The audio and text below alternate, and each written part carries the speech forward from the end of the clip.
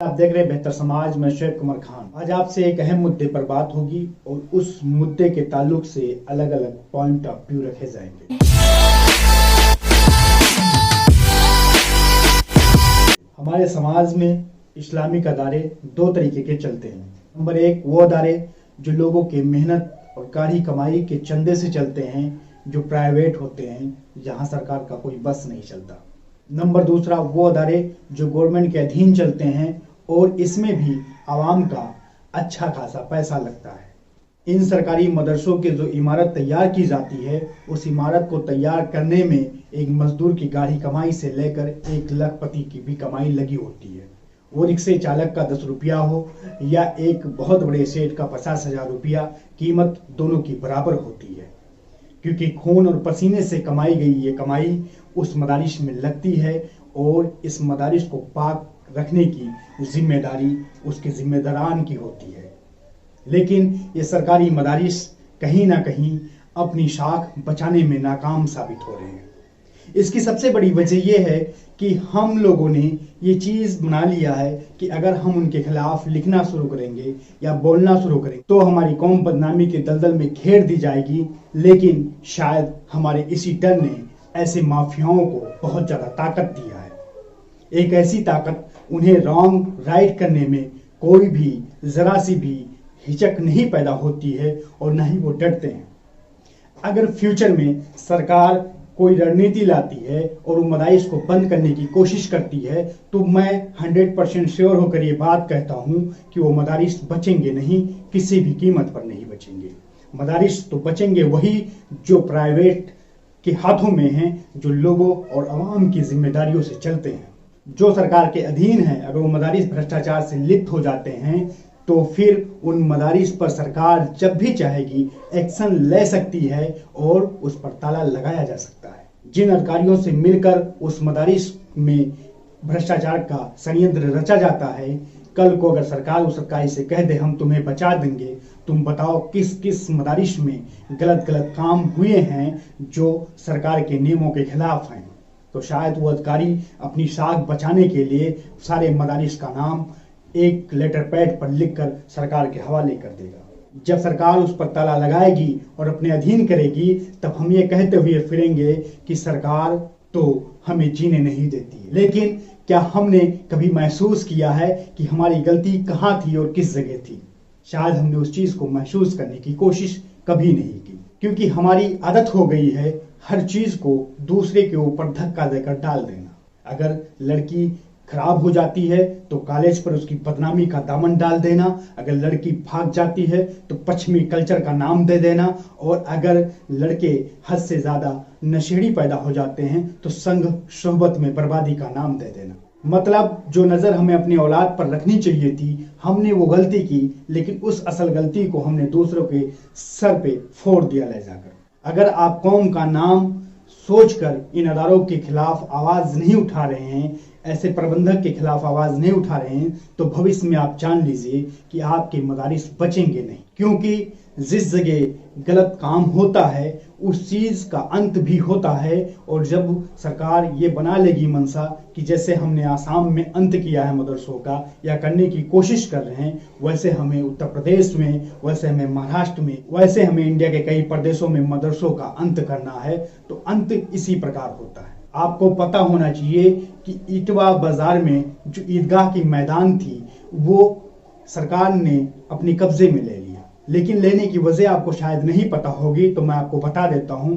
जब सपा की सरकार थी तो उस ईदगाह मैदान को एसडीएम ने कहा था कि हम तुम्हारे अधीन कर देते हैं और तुम रजिस्ट्रेशन करा लो, तुम्हें इतना रुपया देना पड़ेगा। तो वहां के जिम्मेदारान ने कहा साहब क्या कहते हैं, मैं अपने नाम करा लूं, हमारी ईदगाह तामीर हो चुकी है, इसे कौन अपने कब्जे में ले सकता है। लेकिन सरकार बदली और सरकार बदलने के बाद वो करोड़ों की जमीन आज गवर्नमेंट के चंगुल में आ फंसी है। गलती कहाँ की थी? कागज बन रहे थे, चंद पैसे देने थे, लेकिन तैयार नहीं थे देने के लिए। तो इसमें सरकार की गलती नहीं है, बल्कि गलती कौम के उन जिम्मेदार लोगों की है जिन लोगों ने कागज सही नहीं करवाया। ये चीज समझनी पड़ेगी। अगर आप नहीं समझ रहे हैं तो आप समझिए आने वाला वक्त आपके लिए बहुत मुश्किल भरा हो। मेरे कुछ दोस्त कहते हैं कि मैं मदरसों पर इस समय कीचड़ उछाल रहा हूँ।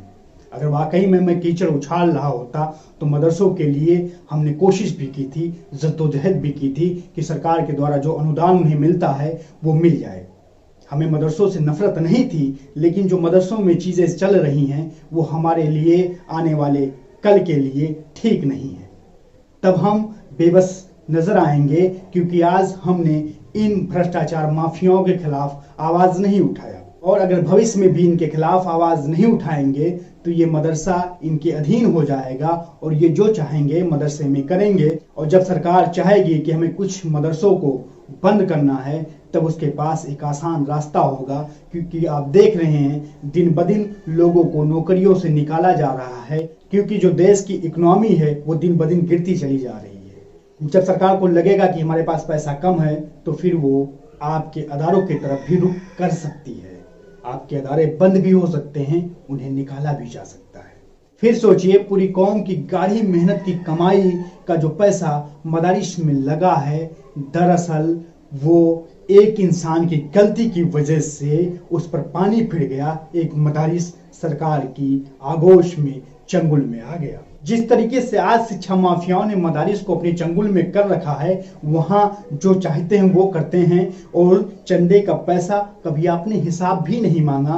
कि आपको पूछना चाहिए, सरकारी मदारिस है तो यहाँ चंदे की जरूरत क्या है। दूसरी जो अहम पहलू है चंदे को लेकर, वो ये है कि जो आलिम, मौलाना, मुफ्ती चंदे के लिए जाते हैं वो 50% चंदा लेते हैं। मतलब अगर 100 रुपया किसी की रसीद वो काटते हैं, एक मजदूर अपनी गाढ़ी पसीने की कमाई से 100 रुपया मदरसे को डोनेट करता है, तो उसके 100 रुपये में 50 रुपया आलिम साहब कमीशन में ले लेते हैं। मतलब गरीब आदमी, मजदूर आदमी अपना पेट काट कर अपने अदारे को चलाने की कोशिश कर रहा है, लेकिन उसके अदारे में सिर्फ 50 रुपये पहुंच रहा है, उसका 100 रुपये नहीं पहुंच रहा है। और ये आलिम सरकार से तनख्वाह भी लेते हैं और मदारिस से कमीशन भी लेते हैं। तो फिर बताइए, इनके खिलाफ बोलना क्या मदारिस के खिलाफ कीचड़ उछालना है? क्या शिक्षा माफियाओं के खिलाफ बोलना मदारिस के खिलाफ कीचड़ उछालना है? अगर हाँ कीचड़ उछालना है तो मैं कीचड़ उछाल रहा हूं, तो हाँ मेरे खिलाफ फतवे लगाओ, चाहे बरेली से लेके आओ, चाहे बनारस से लेके आओ, चाहे देवबंद से लेके आओ, जाओ लेके आओ, मेरे खिलाफ फतवे लगाओ और मेरा बाइकाट करवाओ। मुझे डर नहीं है और ना मैं डरता हूं किसी से। जो सच है वही लिखा भी जाएगा, वही कहा भी जाएगा, और मुझे डर है कि आने वाले वक्त में इनकी वजह से कहीं हमारी मदारिस में ताला ना लग जाए, इसलिए मैं बोलता हूं। आप खामोश हैं तो आप खामोश रहिए, आप बोलिएगा नहीं। जब आपके मदारिस बंद होंगे तब एक लंबी लंबी लेख सोशल मीडिया पर लिखिएगा और कहिएगा कि सरकार हम पर जुल्म कर रही है। तब बताइएगा कि सरकार ने हम पर तानाशाही थोप दी है। तब कहिएगा कि सरकार हमें देश में 2 दर्जे का नागरिक समझ रही है। आप अपनी गलती छुपाइएगा, फिर सरकार को टारगेट करिएगा। आपका मकसद सिर्फ इतना है, आप बोलेंगे तो सरकार के खिलाफ बोलेंगे, आप बोलेंगे तो सिर्फ विधायक के खिलाफ बोलेंगे, आप बोलेंगे तो मंत्री के खिलाफ बोलेंगे, आप बोलेंगे तो अधिकारी के खिलाफ बोलेंगे। आप उन पर नहीं बोलेंगे जो 50% चंदे में कमीशन खाते हैं। आप उन आलिम पर नहीं बोलेंगे जो रिश्वत देते हैं, आप उन पर नहीं बोलेंगे जो रिश्वत लेते हैं। दरअसल दोस्तों, मैं मदारिस पर कीचड़ नहीं उछाल रहा हूँ। जिस मदरसे से अल्लाह के रसूल सल्लल्लाहु अलैहि वसल्लम की हदीस चलती थी, जहाँ से लोगों को अमन का पैगाम दिया जाता था, जहाँ से लोगों को ईमानदारी की सबक दी जाती थी, जहाँ से लोगों को रिश्वत के खिलाफ बोलने लायक बनाया जाता था, जहाँ से लोगों को जुल्म के खिलाफ बोलने के लायक बनाया जाता था, जहाँ से लोगों को सूद के खिलाफ बोलने के लायक बनाया जाता था, आज वहीं के लोग रिश्वत में भी लिप्त हैं और वो सूद भी देते हैं और लेते भी हैं। तो क्या हमें इसके खिलाफ आवाज़ नहीं उठानी चाहिए?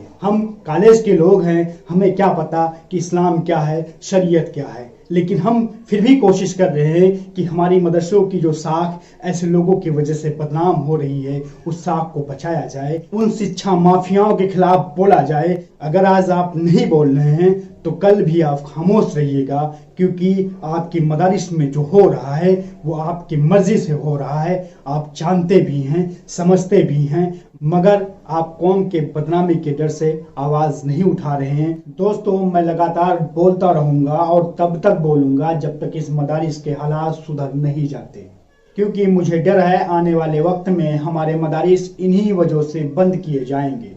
जब उनकी सत्ता थी तो उन्होंने रूल को फॉलो नहीं किया और आज उन्हें भरपाई करनी पड़ रही है। बलरामपुर का ये विधायक आज अपनी करोड़ों की संपत्ति और अपनी कॉलेजों को खो बैठा है, क्योंकि इसे पता था कि आने वाला वक्त भी हमारा होगा, लेकिन शायद इसे नहीं पता था कि कोई सरकार बदलेगी और जब वो बदलेगी तो बदले की भावना से कार्रवाई करेगी। तो इसीलिए मैं मदरसे में हो रहे भ्रष्टाचार के खिलाफ बोलता हूं और बोलता रहूंगा।